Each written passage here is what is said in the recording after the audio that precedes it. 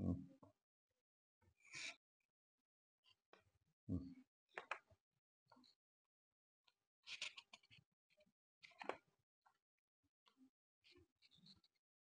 Bismillah, velhamdülillah, ve salatu ve selamu ala Resulillah.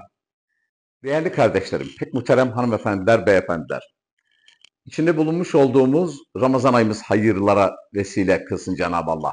Tuttuğumuz oruçları, kıldığımız namazları, yaptığımız diğer ibadetleri, yaptığımız hayır ve hasenatı kabul eylesin.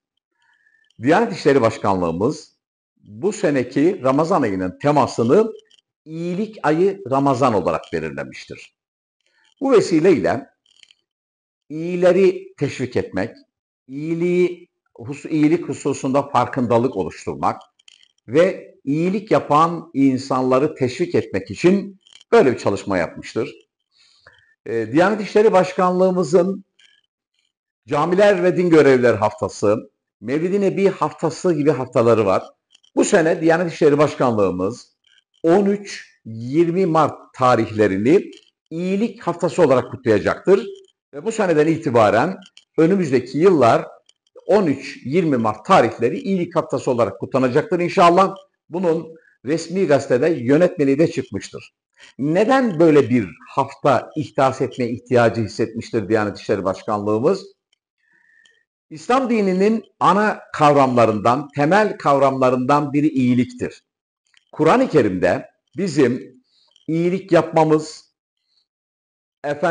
insanlara iyilik etmemiz, iman edip salih amel işlememiz, kendimize olduğu gibi ailemize, yaşadığımız toplumdaki insanlara, akrabalarımıza iyilik yapmayı bize öğütlemektedir. Kur'an-ı Kerim'de iyilik ve takvada yardımlaşın, günah ve düşmanlıkta yardımlaşmayın diye buyuruyor. Cenab-ı Allah pek çok ayet-i kerimesinde iyileri sevdiğini ifade ediyor. Dolayısıyla Diyanet İşleri Başkanlığımızın böyle bir hafta ihdas etmesinin amacı iyiliği hakim kılmak, iyilik yapan insanların sayısını çoğaltmak, Türkiye'mizde, dünyamızda, yaşadığımız bölgede iyiliği hakim kılmaktır. Bu amaçla böyle bir hafta ihdas etmiştir.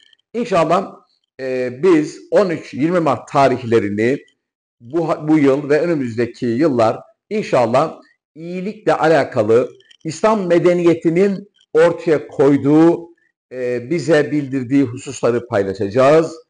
Ve bu hafta bize iyilik yapmayı teşvik eden ayetleri, hadisleri, Peygamberimizin örnek ahlakını konu alacağız.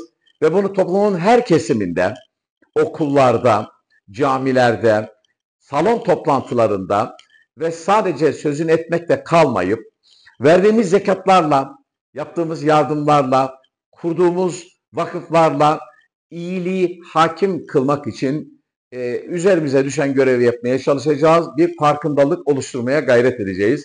Şimdiden iyilik haftasının hayırlı olmasını Cenab-ı Allah'tan niyaz ediyorum.